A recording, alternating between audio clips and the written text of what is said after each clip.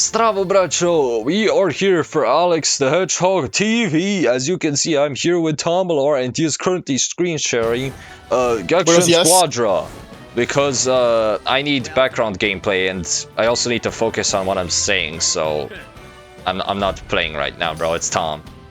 If he makes dumb plays, I will be laughing at his ass. So that's also a bonus. So the reason why you have clicked on this video probably is because we have something to talk about, and it is Dragon Ball Horror. Because it has been dead for like 9 months. Half a year. Even longer than that. But definitely at least it's been a year since. No, what am I talking about? Half a year since like anything substantial has been added.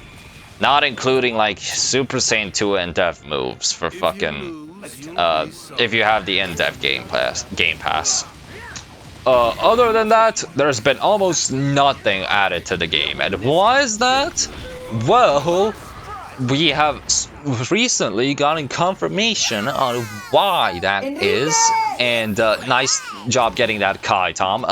And we have recently gotten confirmation why, because Rash actually sent a message in the Discord, which I will be putting up on screen. Editor Alex will put that shit up right now.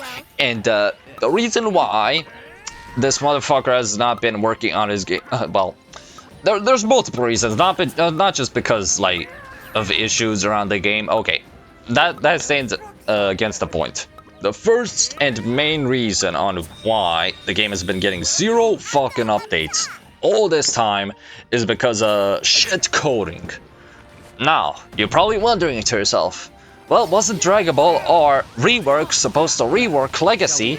It's fucking trash code because it was spaghetti code and it fucking sucked, and Mino and everybody could not fucking handle working on the game anymore because it took like decades to push out the smallest update because of the code being ass. Just like Tom's code in his game. Well, whoa. Yes, of course I'm using it as a comparison. Duh. The reason why is because the way, like, sure, the code of Dragon Ball R Rework is definitely better than Legacy's. At least I assume. I don't have like access to the fucking code since I don't work on the game, but it's definitely better than Legacy's.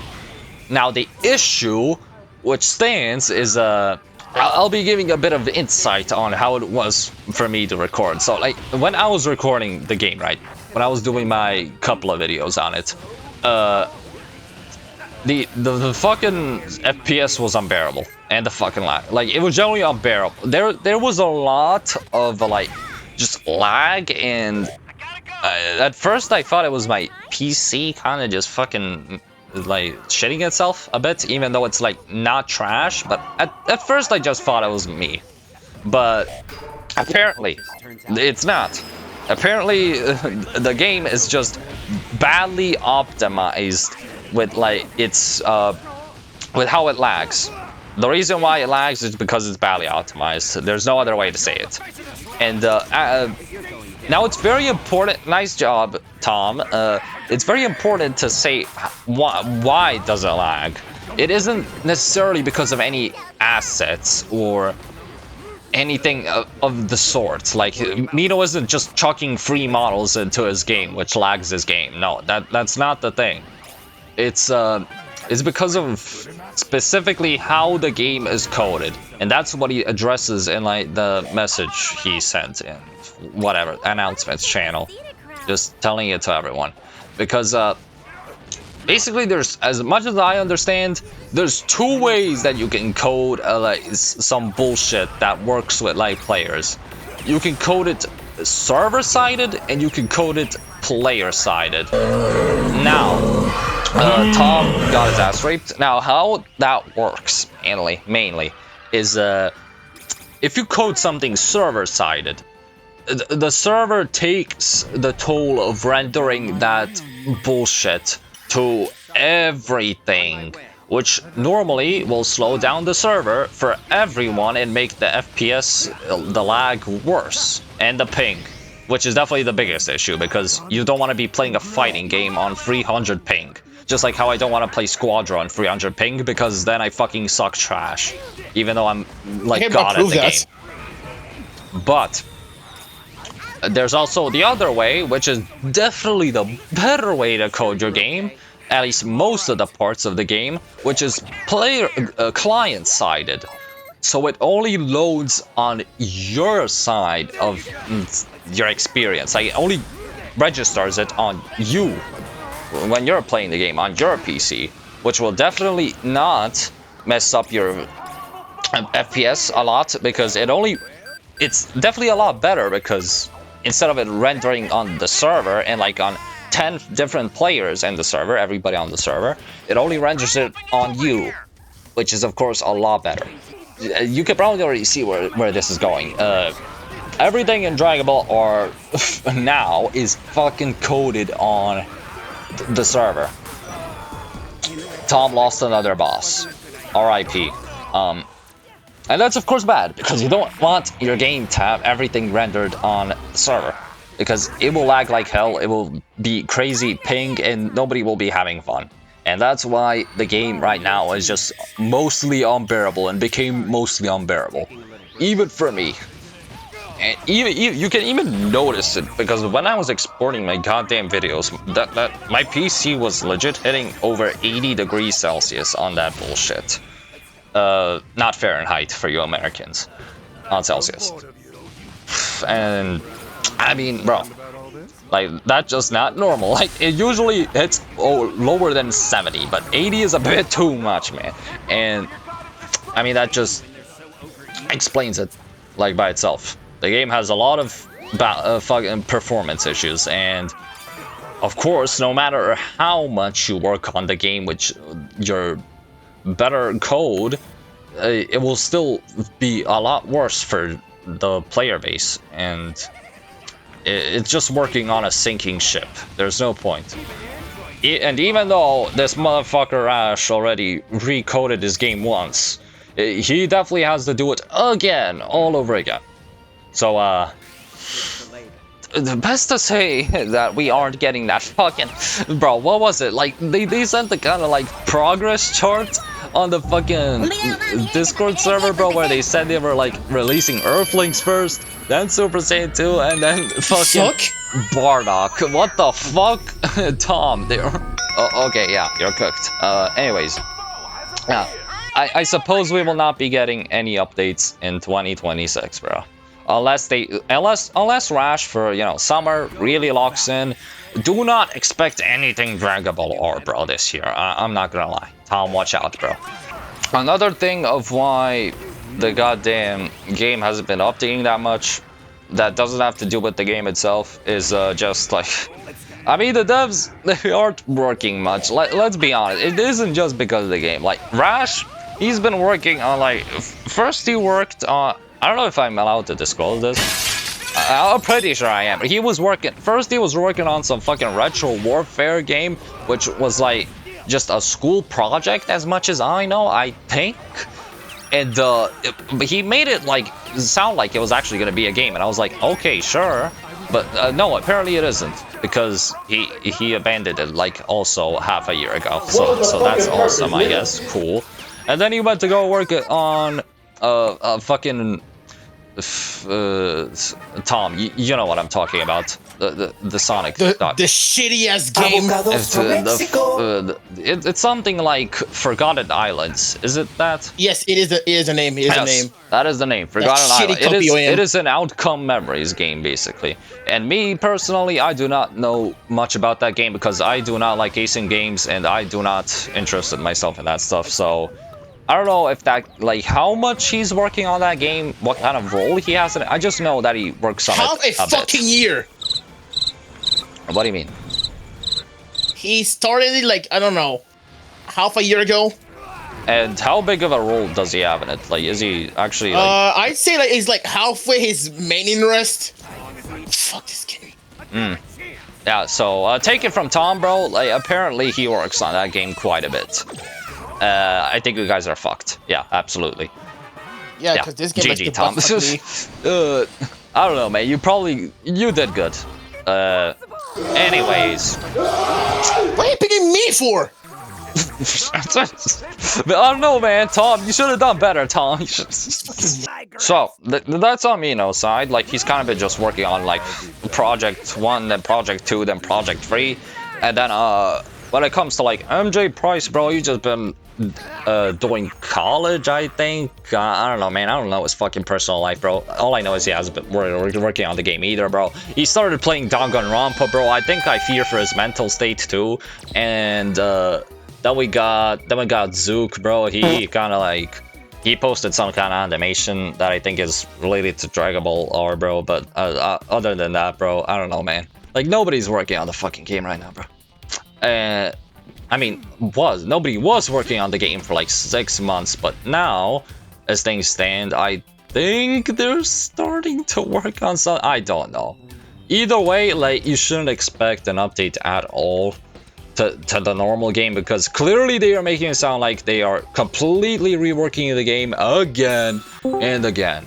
So as we've established it, you know, the game has to get a massive rework, but like also nobody is really working on the game as much as I know, and it's really shitty for Dragon Ball R, because you know, like the game has a lot of potential, but if I'm being for real, they gotta really change the way they want to make updates, because I mean, I don't want to say it was like going bad before the fucking FPS issues and like all the ping and garbage, but like they weren't realistically gonna make a bunch of updates. I feel like they should first focus on quantity over quality, like Tomar does with his fucking TRN game, bro. Yeah. Because you like Tomar, tell him what the fuck you do, bro, with your updates, bro. So basically what I do is that I mostly do a whole big batch. Bro, shut up. Yeah, what do you do, man? What do you do? I mostly just basically do a big batch of the updates. Sometimes I do some patches in case like there's bugs. So whenever there's like the bugs that are going on, so I can basically do that. And then maybe in a week. Yeah, what does it come with, like making characters and making like movesets? Honestly, it's basically on two parts. The first part is Aigaba basically making the movesets and the animator. Give me the animation. Yeah. The animator makes me the and then you're the scripter making all like the scripting stuff, and usually you do it, you know, fast. Yeah, but maybe sometimes good, maybe sometimes shit. You know, you play a bit way too much Squadra sometimes, but then you'll sometimes lock in. Yes. I mean, I literally speedrun when I get the motivation to work. Yeah. So yeah. But like the thing with Rash and all their other game devs, it just like for the workload they want and for the quality of their game, it's like they make entire movesets that have intricate designs, and then they have to make them animations which are also high quality, and then they have to code it in, which Mino does as a sole coder, and then like he refuses to fucking what's the word, man? To assist? No, not assist. He refuses to get another coder on the game because he thinks that like his coding is that another person would understand how to. I'm right over there, by the way. Well, is this a job application that you want to give to fucking Mino, bro? No, I mean, but I understand. I can understand his coding, bro. Job. So yeah, basically what you're saying is you want to quit your game. You want to fucking be a coder. No, that was back then. That was before I was fully invested back on TRN. Okay, so before you would have liked to actually. Yeah, I would like to help Rush. Yeah. Okay. Rash, keep that in mind, bro. /J. Anyways. Yeah, cause back then, TRN was ass. TRN was ass. There was not even the mostly fucking given map. Because I lost motivation on the game. Yeah, but like, what I'm trying to say, bro, is like my main issue with Dragon Ball R's devs is like they try to focus way too much on the quality of the game when 99% of the player base does not appreciate it. Like, let's be honest. Fucking most of the player base does not care for the quality. They just see Goku with fucking cool hair and they're like, oh, sweet. And even though they really did what they did with the main release is where they just give you like all the forms, but just like with the base move set of like whatever form you were in it previously. Cosmetic forms. Yeah, I don't think that's a very good idea either, because it's like people, even though they do just like Goku with different hair colors, like they also want to have the actual cool moves as well. Like they're not that dumb. Like they actually want some intricate design to also play with, instead of just having, you know, the fucking UI Goku but only being cosmetic with fucking Super Saiyan movesets.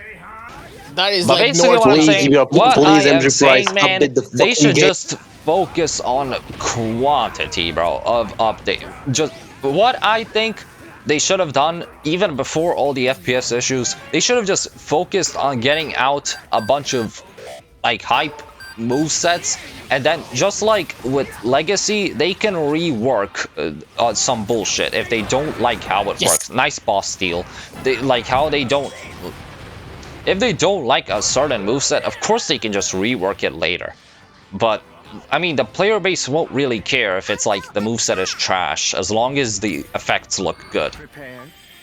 So from a gameplay standpoint, I don't think they should really focus that much. As long as shit looks pretty, I think like that's the main thing that should be focused on. Just like making the update come out with beautiful fucking animations, because that's also what most Battlegrounds games came out like. Some nice animations, but like, you know, the fucking combat, like the depth of the combat was ass. With TSB, with like all those other Battlegrounds games, like all of that shit, the combat systems in those games are garbage, and I will always stand against that, bro. Yeah, they were garbage. Yeah, but like, you know what was cool? That they at least released updates, you know, frequently with good animations, and that's what people love to see. The fucking finishers, bro, like it's simply just good content for YouTube as well.